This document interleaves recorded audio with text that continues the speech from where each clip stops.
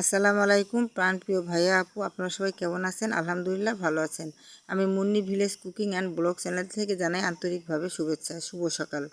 ভাইয়া আপু, আপনাদের কাছে আমার একটাই অনুরোধ, যে যেখান থেকে আমার ভিডিওটা দেখেন, ইউটিউব থেকে বা ফেসবুক পেজ থেকে, আমি বলবো সবার আগে আমার ভিডিওটা দেখার আগে একটি লাইক করে দিবেন এবং নতুন বন্ধুরা আমার চ্যানেলটাকে সাবস্ক্রাইব করে দিবেন।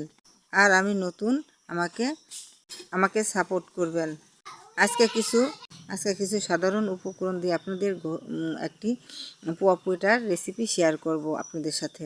এই যে তালটা দেখেন আমি ছেনে নিয়েছি, এভাবে তালের রস ঝরিয়ে নিয়েছি ময়দা আর চিনি।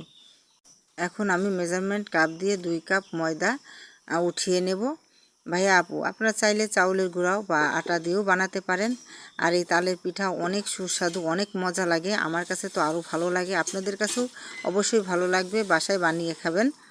সবার আগে বলবো, তালের পিঠা বানাইলে তালের রসটা ঝরিয়ে ফেলে দিয়ে তালের খিসাটুকু দিয়ে আপনারা পিঠাটা বানাবেন। দিয়ে দেবো পরিমাণ বা স্বাদ মতো লবণ।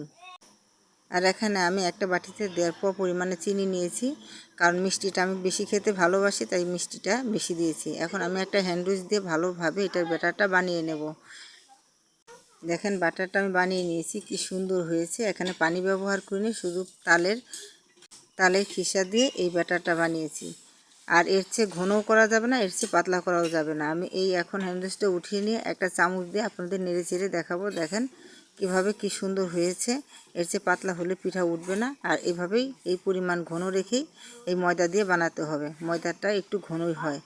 এখন আমি চলে যাব, আগে থেকে চুলায় একটি কড়াই বসিয়ে রেখেছি তেল দিয়ে। তেলটা আমি গরম করে নিয়েছি। আর একটু ভালো গরম না হলে পিঠাগুলো ভালো ফুলবেও না, উঠবেও না। এখন আমার তেলটা গরম হয়ে গিয়েছে। এখন আমি তেলের ভিতরে দিয়ে দেব। তেলের ভিতরে ব্যাটারটা দিয়েছি, দেখেন কি সুন্দর হয়েছে, ফুলে উঠছে পিঠাটা। এই যে কি সুন্দর ফুলে উঠেছে। কিন্তু এই তালের পিঠার একটাই সমস্যা, আগে ফুলে পরে চ্যাপটা হয়ে যায় বা চেপে যায়, তখন মনেই হয় না যে এই পিঠাটা ফুলে গেছে। এখন আমি এই পিঠাটা উঠিয়ে নেব। আমি আরেকটা পিঠা বানিয়ে আপনাদেরকে দেখাবো। এভাবে আমি সবগুলো পিঠা বানিয়ে নেব। ভাইয়া আপু, যদি আমার ভিডিওগুলো ভালো লাগে তাহলে একটা লাইক শেয়ার কমেন্ট করে দিবেন, বন্ধু হয়ে পাশে থাকবেন। যারা আমার চ্যানেলটাকে সাবস্ক্রাইব করেছেন তাদেরকে অসংখ্য ধন্যবাদ, যারা করেনি প্লিজ আমার চ্যানেলটাকে সাবস্ক্রাইব করবেন। এভাবে আমি সবগুলো পিঠা দেখেন কি সুন্দর করে বানিয়ে নিয়েছি। আমি আগেই বলেছি যে ঠান্ডা হলে পিঠাগুলো একবারে চেপে যাবে, বোঝাই যাবে না যে পিঠাগুলো এত ফুলেছিল।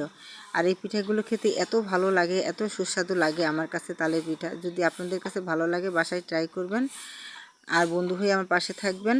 সবাই ভালো থাকবেন, আল্লাহ যেন সবাই সুস্থ রাখে। আসসালামু আলাইকুম ওয়া রাহমাতুল্লাহি ওয়া বারাকাতুহু। ওকে, আল্লাহ হাফেজ।